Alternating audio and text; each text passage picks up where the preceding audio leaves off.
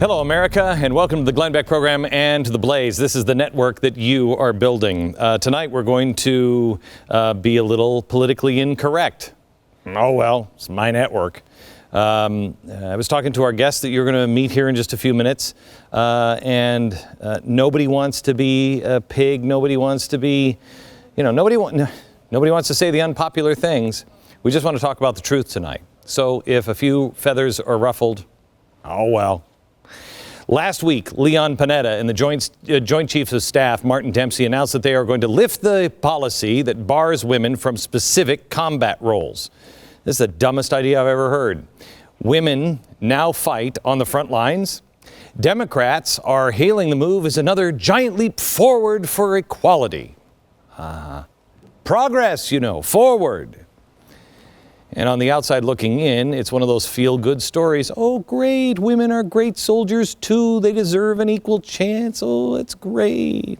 Yeah, except an equal chance, that means something bad could happen if you're playing chance. That means somebody could die. And maybe it's not her. Maybe it's your son. Maybe it is her. Maybe it is your daughter. Maybe it's you. Why wouldn't you go to the table with the highest odds?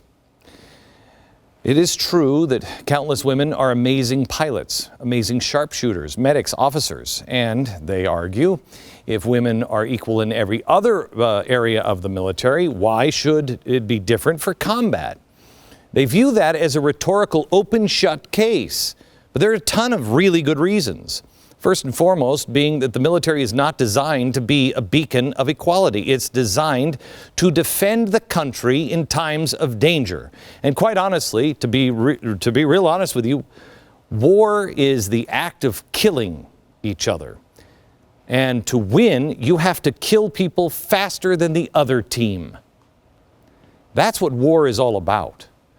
The enemy's not going to cower in defeat because we have a female Eskimo, Hispanic dwarf crossdresser, and some handy-capable transgendered breast cancer survivor as a soldier on the front line, ready to unleash an attack of unparalleled diversity. No, that's not going to do it. You got to kill them. That's how you make people cower in defeat. When they see America's most badass fighting machines kicking the snot out of them, thousands of badass Marcus Luttrells wreaking havoc. That's what does it. Those who want women on the front lines will point to the many women who have already bravely served in Iraq and Afghanistan and fought, shooting, getting injured, getting blown up. But combat is a different ballgame. Combat is going in and taking a town, going house to house, banging down doors, getting up close and personal with the enemy. The feminists cheer. Well, we don't need men. Right. There's so many problems with this. Should we be celebrating the idea of putting women, who are generally speaking 50% weaker physically than men, in hand-to-hand, up-close combat situations? Don't they have the right to an equal chance to live and die? There are strict personal physical requirements to be a combat soldier. Those restrictions are not in place to keep women out. They're in place, quite frankly, to keep people like me out just as much. It is physically grueling to be a combat soldier. You're often carrying 70 to 100 pounds of gear. I mean, most guys can't do that for very long. I'm having a hard time carrying it here around me belly. If no women are able to meet the physical requirements, okay, you could say that. Let them meet the physical requirements. And if they don't, well, they don't. Yeah, right.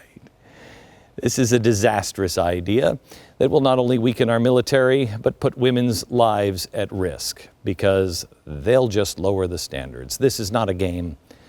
This is not a chance to show progress. Defending America should be left to those who are most physically capable of doing so. Wherever women are on equal ground as men with pilots, officers, strategy, they're already serving with distinction. In fact, 152 women have died fighting in Afghanistan and Iraq. But tossing women into close quarters combat only seems to make sense for the politician in Washington. And I'm sorry, wasn't it those guys that screwed up Vietnam? by trying to score political points. Shaping our military policies to fit political correctness or political agendas only hinders our militaries and our capabilities, and quite honestly, only gets more people killed in the long run. There are two kinds of standards, all right? One set of standards have to do with personal health, so that for just raw physical fitness for members of the armed forces, how many push-ups, sit-ups, how fast you run a mile, those standards are different for men and women because men and women are different, right? These kinds of standards cannot be different for men and women. These have to do with actually accomplishing the job. And therefore, if the standard is here and only a small percentage of women could match that standard for reasons that are biological, the standard has to stay there. Otherwise, you're risking mission success. Let me translate. People die. You want your daughter? Hey, she was fighting for equality. No, she's not. No, she's not. You want her to die? It's insane. Now, a Marine has reacted with this article from the New York Times, if I may. Being an infantryman isn't just about being uncomfortable living situations. It's kill or be killed. Blood, entrails, and fear. We are a brotherhood, a collection of ragtag men who hunt and kill the enemy and travel to undesirable places to do even more undesirable things. Maybe women can join the infantry and succeed, but many of us are not sure. There's more at stake here than equal opportunity and political correctness. Furthermore, may I ask, what direction does this move our society in? We have always been a people who have never hesitated when someone says women and children first. Why would we do that? We're all equal. We're all exactly the same. Why is that a respected and honored concept? Because we're a society that loves our children and loves women, protects children and protects women. And we also know that women and children are not the same. They don't have the same physical capabilities as a grown man. It's something that we don't even question because it's self-evident. You need some Harvard professor to convince you that it's not true. They're either stupid or they're liars, or they're nuts. What happens when we train our soldiers to become desensitized and ignore a woman's cry for help? Because that's what's happening. If you're on the battlefield and she's in trouble, you have to fight your natural instincts to make sure that everybody is treated exactly equal. What happens when a female 18-year-old soldier is taken as a POW? We all know the answer to that. Are you prepared to deal with it? We all know how excruciatingly difficult it is to see videos of a terrorist beheading one of our guys. What happens to our country when they start releasing tapes of them beheading our women, our sisters, our daughters? What happens when they start raping them? America, let's be honest, you don't like to see that stuff because we're still a civil society. And the left would be able to get the gift of their wildest dreams. America would never go to war again. Nobody wants to go to war. Nobody wants to stomach war. But sometimes war is necessary. And if we're not willing in the end to do the things that are necessary to win, then we won't survive as a way of life. Tonight, I want to take a look at all of the arguments for and against and see what conclusion you arrive at. I know where I stand, but I told my producers a couple of days ago, I don't want straw man arguments. I don't want to preach to the choir, and I know where you stand. Here are some of the results from our latest Blaze poll. 81% say that women should be serving on the front lines. Nope. 85% feel the military would be weakened as a result of implementing women on the front lines. That's mostly because 90% feel the inclusion of women in combat will ultimately lead to the reduction of physical requirements necessary to qualify, And you know that's true. And the overwhelming majority agree that physical standards should be the same for women as it is for men. In the end, it is up to the military brass, in my book, to decide what's needed to get the job done. If they don't want the Osprey, don't give them the Osprey. I don't care that it creates jobs in your district. If they need something, give it to them. If they say, we have to have women, then fine. If they say this is a crappy idea, then we shouldn't be doing it. We're already asking them to fight and die for us. Can't we just listen to the experts in the military? By the way, for all the people that are so gung-ho on this idea, what are you going to say when it's now required that your daughters sign up for the draft? Because that's what it is. I had to sign up for it. Every guy on the floor here had to sign up for selective service. It's just an equal opportunity, you know. Equal opportunity. It seems to me the NFL wants to win more than we do. No NFL team would put a woman on the offensive line. None of them. If there happened to be a 350-pound woman who could dominate the men, Rosie O'Donnell might fit into that category. I'm sure some coach would find a way to get her a job. Where is she? Where is she? Not to be found. But by making the declaration that women are just as capable physically as men, the politically appointed three stooges of our nation, the Leon Panettas of the world, are going to be feeling the pressure when very few, if any, are meeting the grueling physical requirements. So those physical standards and those requirements will gradually go down. And you're lying or you're a fool if you think it wouldn't happen. We all hear about the military. It's too anti-gay, it's too white, it's too conservative, it's too southern, it's too male. Are they good at doing their job? Shouldn't that be our only standard here? Our soldiers are too scary when they're carrying around those guns. Do you remember when Panetta visited Afghanistan and our guys were told to, and I'm quoting, place their M16s and their M4 automatic rifles and 9mm pistols outside and return unarmed? Why did he do that? This was in the middle of a string of attacks on our own guys by Afghans that we were training. Well, we did that because Leon said, we can't have them carry guns, and we don't want them to feel out of place. Blood shooting out of my eyes. Political correctness.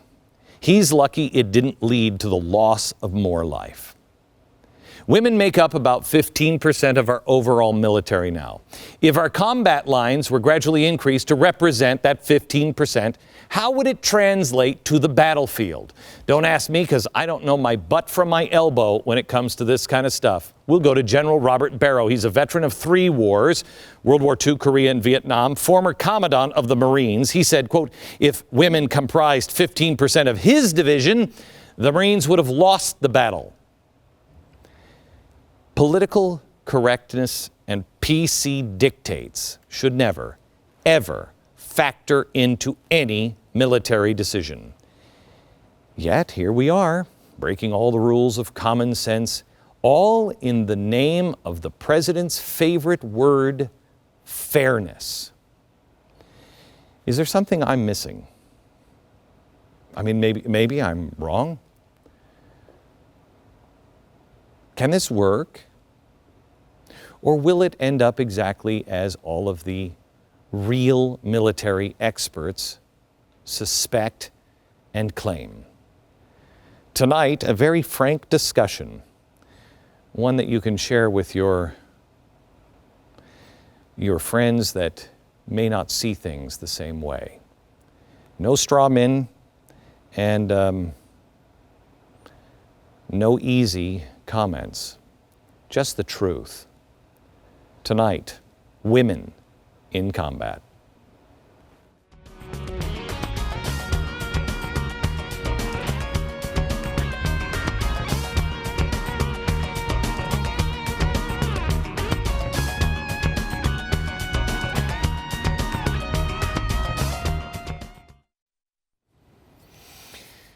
Okay, let me introduce you to the collection here that we have. Quite a panel. Sergeant Jude Eden, she is a former Marine and Iraq War veteran. Pete Scobell, he is a former Navy SEAL. That's a short title, and boy, he's done a lot.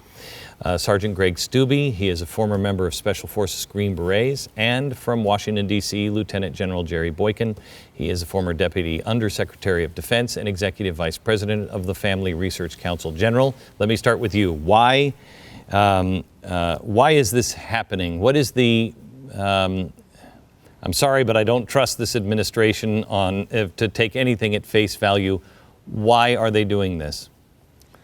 Well, I'll give you a couple of thoughts on this issue, Glenn. First of all, I can't add much to your opening monologue, but I think that there is no consideration for readiness, so it has to be to appease the liberal base, the feminist movement. I would also tell you that I think that this is a trap for those of us with traditional American values, because I think it will be used against us as we stand in opposition to this. They'll use it against us to perpetuate this myth of a war on women. So I think we've got to be very careful in our dialogue on this. I am opposed to it for a number of reasons, but I'll get into those as we go through the program. So let me go with you, Jude. Because I think he's right. This will be a war on women. You know, the four of us guys. You're the only one that's pretty safe here. Four of us guys, no matter what we say, trashed for saying these things. Well, since women are fighting in the combat zone, we have a track record that we can look at of the problems with women deploying and women fighting on the front lines, or the front lines that don't exist anymore. Nothing's going to change the fact that women's skeletons are smaller. We have 20% less lung capacity. We have about 40% less muscle mass. The military is already has a double standard for men and women in every branch. It's specifically documented in the physical fitness test. We get longer times to do our run. We do the arm hang instead of pull-ups, at least when I was in and I got out in 2008. So women are fighting in these combat zones, having been trained on a lower standard. Which puts them, you want to talk about sexist or a war on women. We don't have an equal opportunity to survive. To live. Yeah. You have a greater chance of dying because we've lowered the standard. We're saying, oh, but you're so sweet. We're going to give you... And because that standard is lower for women, that means that the overall standard of the military is lower. So that it comes back to that military readiness. This is about preparing for war. And also I'd like to say that, even I did entry checkpoint duty. That's frisking the women for explosive devices. There are women who do the patrol. They're MPs and stuff like that. And there's a risk of violence, and there's a risk of getting an IED or getting into a firefight. But that is very, very different from the hard pounding, go in aggressively, and kill. I know you guys, and I know I have a lot of SEAL friends who are beat. They come back and your bodies are trashed because of the literal beatings that you take all the time. And these are a lot harder on women's bodies than they are on men's. You're a black belt, right? Yes. You could kick my butt now until Tuesday. Can you go into a fight with somebody else, a Navy SEAL, and No, and even it doesn't matter that there's one strong woman who is better than a mediocre man. That's not the standard. If they were really serious about equality, about proving that women can do everything that men can do, they would say, okay, today you all have to meet the men's standard, no changes. And they don't do that because they know that we'd lose about half our women from the military. It's not to say that there are lots of wonderful, honorable roles that women can do in the military. They don't have, but the problems that we see in the deployments with women leave the battlefield 3 times as much as men, and 74% of the time it's due to pregnancy. You want your platoon sergeant to suddenly have to leave the battlefield. Okay, so let me go kind of in that direction. Everything that I know about the military, especially when you get into special forces, you get into the SEAL teams and everything else, it's about brotherhood. You keep everybody together for as long as you can, and every single one, man, they don't ever want to leave. What do you do when you introduce things that go against nature? Men are trained to, and it's a good thing, to protect, to look after. We also have it in us. You know, I remember being a 22-year-old, and you know, I'm almost 50 now. I still got it going, where you're like, she's hot. And if you got testosterone and adrenaline running through you after a really physical thing, there's got to be that nature that says, hey, now what happens to your team? Well, I mean, I think the strength of special operations in general is the culture. And that's what we've been developing over decades. I mean, this isn't something overnight. We didn't just wake up and say, hey, we're going to create, you know, Joint Special Operations Command. This has been decades in the making. And the heart of it is the culture. So when you basically dictate to us and say, okay, you're going to take women. What you're going to do is you're going to force cultural change at an institutional level. And in doing that, you're going to reduce the capability of the force. Not because women aren't capable, but because you are disrupting the culture, and that is the heart of who we are. It's the backbone of the brotherhood you speak of. Disrupting the culture in what way? Disrupting the culture. I mean, what I'm talking about here is, and I mean, maybe I'm alone in this, but I'm sorry, she's not going to be attracted to me, but I can tell you that I would be attracted to a woman at some point living in close quarters, especially if we're sharing the same space. And if it's not me, it's another one of my brothers that is going to, and then I start to feel like, hey, what are you doing, man? We're a teammate here, and it becomes all these dynamics. All the problems that you have with coworkers getting involved together, right. whether it becomes a bad breakup or whether there's a perception of favoritism, which breeds resentment. All these things destroy, or if there's a sexual assault, all that absolutely destroys unit cohesion. What happens trust. to you if she's out? If these two are your fighting comrades, and they're both in equally bad situations, which one are you going to choose to help first? Well, in our society, the way I know it, it's dishonorable not to put a woman first. Right. But in this case, if they're to be treated equal in a combat unit, to show any preference towards her is sex discrimination against him. And what does that do again to us? What does that do to guys? What does that do? Can we deprogram our very nature and our primal instinct? Not at Should all. we? Because then we're asking men to turn off their most wonderful attribute, their most wonderful primal instinct to protect women. We don't want a world in which men, ignore the women or just treat them like everybody else. General, if I'm not mistaken, I think you started one of the Special Forces groups. Am I mistaken, sir? Well, I was a original member of the Delta Force. Yeah, okay. So original Delta Force. Do you see any of this logic that I'm going towards here on this first part, that you're claiming that nature is bogus and can be dismissed? Well, first of all, I agree with what your other guests have said, and you cannot violate the laws of nature without paying a penalty. And look, Glenn, we pass laws. In fact, I'm in Washington right now, and there are laws being developed right now to protect women from domestic abuse and that type of thing.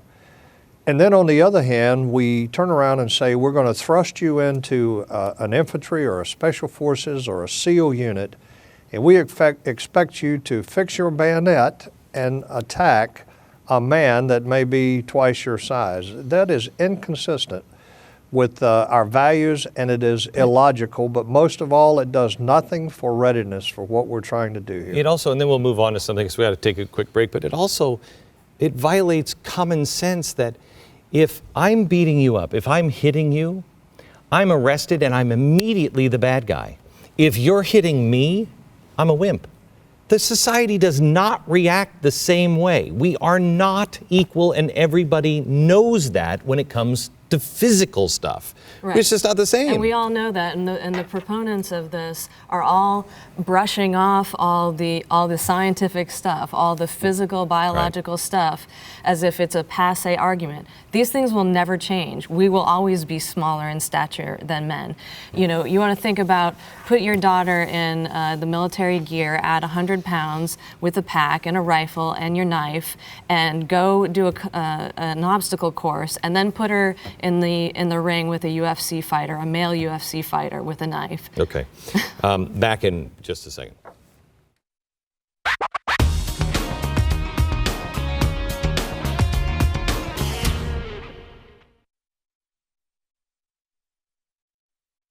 If members of our military can meet the qualifications for a job, and let me be clear, I'm not talking about reducing the qualifications for the job.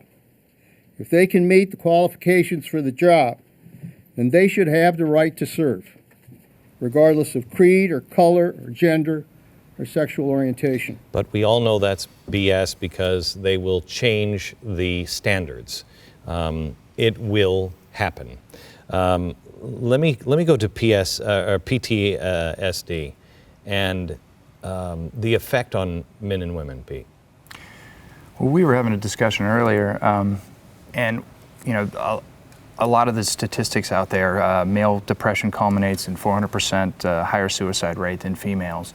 You know, why is this? What's going on? And Greg, you had a really great point when you talk about just the male culture and, you know, males coming home. You were wounded, and you came home, and it was talk about that. Talk about the situation. Well, part of the issue is that I went from it was a role reversal. I went from being a Green Beret to being an invalid, and my wife was doing things for me that I couldn't do for myself.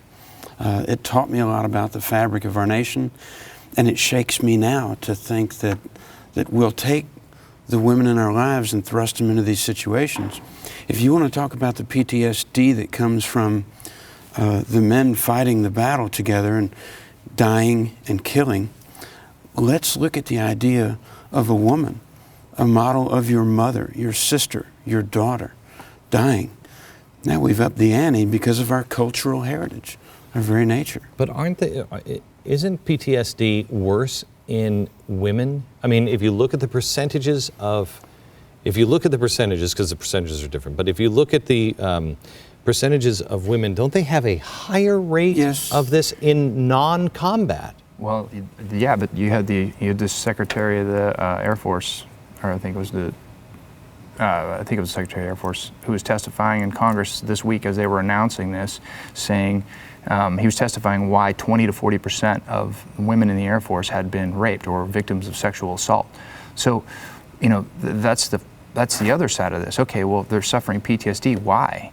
They're not necessarily in the battlefield, but they're being victims of sexual assault crimes, you know, within their units. So that's another dynamic, and this is ironic because it's going on as they're announcing that we're going to put women on the front lines. And you know, when you peel the onion back on this issue, there's so many more things we need to look at other than just saying, in the ideal world, we would have everyone's all the same and we'll all go forth and we'll all do great things. At the end of the day, there are differences between men and women. But we don't hear these things because nobody wants to say these things on TV. TV, and Jessica Lynch is a great example, right? Right. Yeah. At the same time, I want to make it clear that I honor the role that women do play. No, I know that, and nobody is talking about any of that. What we're talking about is, and I know your heart, and I know also that, you know, we got to get past this PC bullcrap. Nobody here is a sexist. Nobody here doesn't want, you know, we don't want you barefoot in the kitchen if you're a woman. We get it. This whole thing is because we care about women and we want to protect women that we're making these arguments, but that we don't want to thrust them into the hardest, you know. You could say this about anybody. I don't care their gender, I don't care their race, anybody. If you can't meet the standards, not only are you going to get killed, so we're bad, you want to talk about a war on people in general, we're not giving you the chance to live, but more importantly, we're also going to get all the other guys killed because you can't do it. And I don't care if it's a woman or a man or who. Glenn, I was wounded on the battlefield, as you know, in 2006, and I weighed 220 pounds then, and I weigh 220 pounds now.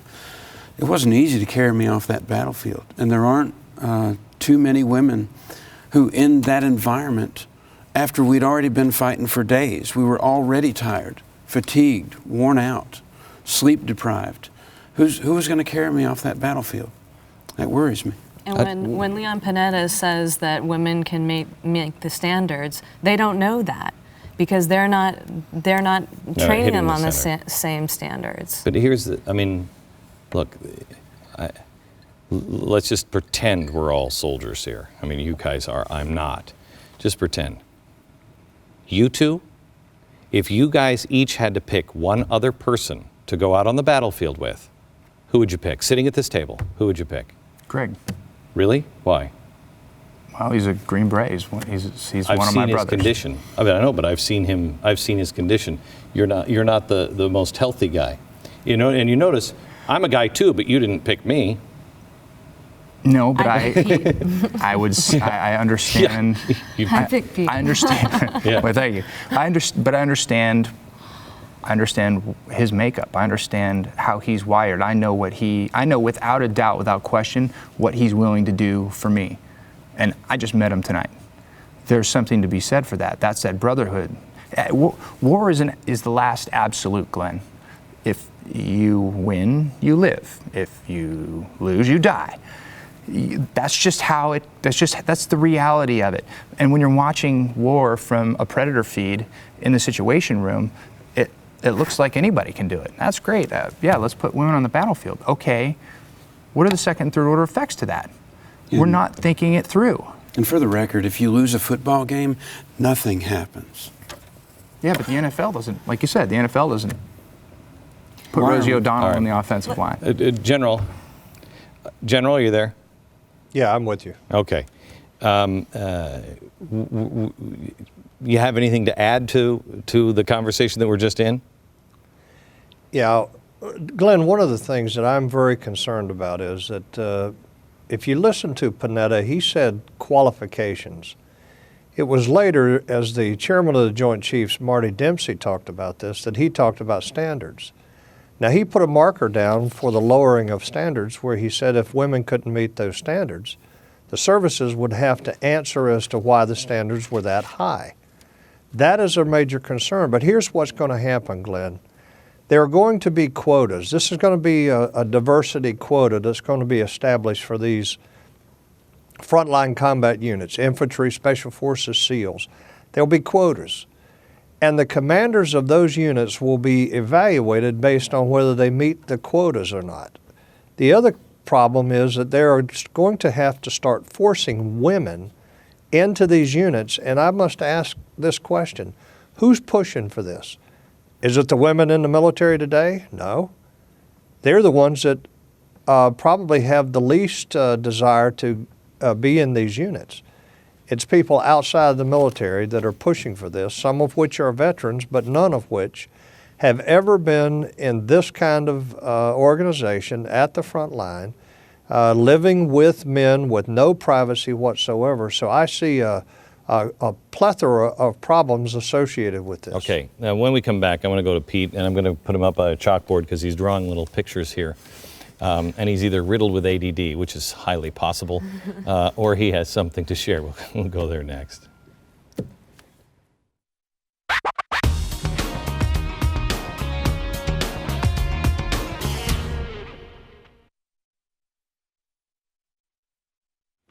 Pete, you want to talk about how you manipulate things? Well, as you and I talked about before, I sent you that slide of what I jokingly call the common sense model, and you kind of run things through the common sense model on how bureaucrats manipulate things. In an ideal society, we know why we do what we do. The why drives the what. When you introduce, like the general was talking about, quota standards, we're going to have the diversity standards, we're going to have X amount of women. What you do is you create you grow the how. And by doing that, as you grow the how begins to increase in size and influence, and eventually the how manipulates the why and the what, instead of the why driving Give me an example. the what. Let's say, okay, why I want women in combat, women in special operations. Well, why do I need women in special operations? That would be, the why is there's a capability gap. So we have a capability gap that women can fill. That's why we're going to put women in special operations. All right, let's create the process. Great organizations seek to minimize the how, because that allows the why to drive the what.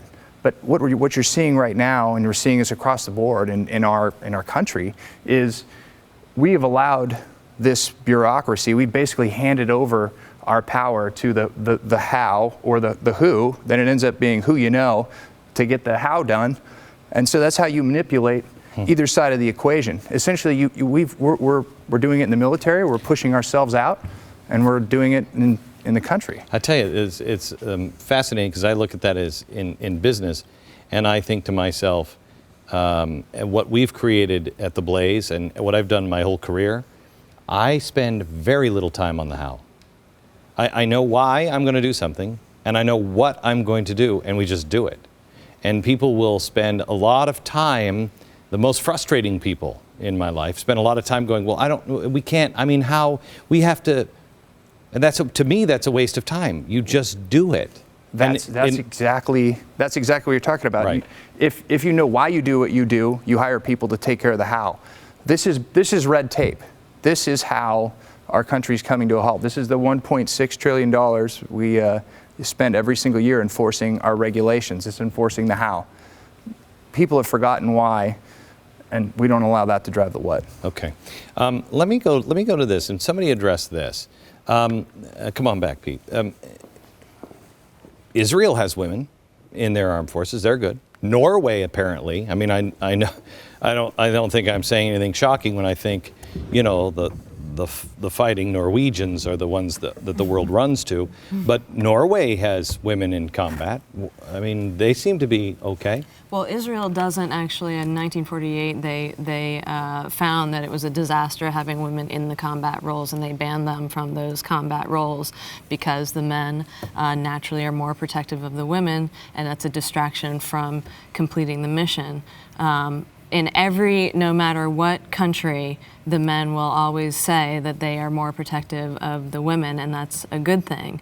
Go ahead. Well, I'm just going to say the list of countries that have women in combat, it's not a crack squad of superpowers. Well, we have a strong military history. We've got all the case study we need right here, but what I don't find in this discussion is enough warfighters, current warfighters, discussing the ramifications. And the second and third order effects in our society had better be looked at, unless we're going to turn things upside down and men aren't men anymore and women aren't women anymore. But aren't we doing that, General? Isn't that what our society is doing right now? I mean, I don't even know what a man is anymore because you're told not to be that. Well, we certainly have a major assault on masculinity, but that's not something new. And we see that in a number of absentee fathers today where they father children, but they don't act as fathers. And so we see an assault on manhood and masculinity. And I think this is another example of how that's manifesting in our society today. Okay, so what should the average person do? If you come out of this and you say, okay, I think this is wrong. How do we help protect the military? Anybody? You protect the military by preparing for the worst and being the strongest possible. I know, but I'm saying, how do we help the military? Because quite honestly, you talk to your representatives. I mean, pick up the phone. Yeah, you bug them. You bug them until they. Some of those same people in Washington are going to be pushing the commanders and the Pentagon to do this. Right, and now they're between a rock and a hard place because they're under pressure to prove diversity and prove that they're not anti-women, and then you have the sequestration coming where they're going to end up. And let's be frank about it. They're already under pressure for quotas in race and sex. But now they're under this pressure, once sequestration comes, to cut, they should be cutting the least qualified, but they're going to be under this pressure to keep the women to prove that they're fair. So, I mean, that's just... Isn't this the just absolute gutting of the one thing that we have left that's right? Well, and they're trying to make the military look more like society, you know, like civil society. I really don't. I want to win. Right. I don't care what it looks because like. This is not an equal opportunity thing. This is not a business. This should be the leanest, meanest killing machines that our taxpayer dollars can buy. What did you just say? They're marginalizing the last pillar of masculinity. How do you get us off the map? The scary thing is it just got put into. I mean, it passed. It was like it, came and went in the night. All right, women in combat, let's go. I mean, it was in the Army Times. I got a text with a picture in the Army Times. It said new jobs open to women. It was infantry officer, special forces officer, and went down the list of all the combat arms. It's like it came and went. All right, yesterday it was no, today it's yes. Let's go. There's no public debate on this. They just did it like there was no by tyrannical fiat. Don't the women? I mean, look, I don't want anything I don't earn. I don't want to be standing around a room. I don't want to be called equal to you guys. If we're all on a firing line, and I'm being me and you guys are being you, I don't want to say, and Glenn, you got a little trophy here too, because you're just as good. That's what's happening to our whole. That's our whole society. It's a celebration of mediocrity. They're doing it to our kids. You go to a. But what I'm asking you, aren't the women involved? Because it's life and death. Aren't the women involved saying, I don't want that. I don't want it. It's the straw man argument. In France, the women in the combat roles are only 1.7% because women don't choose most of the time to go into those roles. They don't want to be in this kill, kill, kill, kill. That's an awful frame of mind, and it's difficult, and it's vicious, and it's bloody, but there's a bigger point to all this, which is that it's political, and it's about... It'll be a reality TV show about it, and it'll be public, Well, we were talking about this earlier, about the fact that, they glorified Jessica Lynch, and talked about how she fought back and, she was this hero. And she came out later to say that, I didn't fight back, I was knocked out and I was scared to death. And, we have this, Hollywood is feeding us all these images of women as superheroes. The media wanted it so bad. When she was captured, the media wanted the story so bad to be this little Rambo who's out there slinging lead and defending the country, when in all reality, it just wasn't true. And that's what they're feeding us, the female heroes, and you've got, Michelle Rodriguez playing a, badass in SWAT and all this kind of stuff. And, I spent 5 years before the Marine Corps working to get my black belt, and I've done that fighting, trying to train myself, because I'm not a natural. I don't have the street fighting when I was getting beat up as a, curly red-headed little girl. These discussions, the whole decision is being talked about in a vacuum. And General Boykin should talk about some of the horrible realities of the battlefield that I know he's been through. Back in just a minute.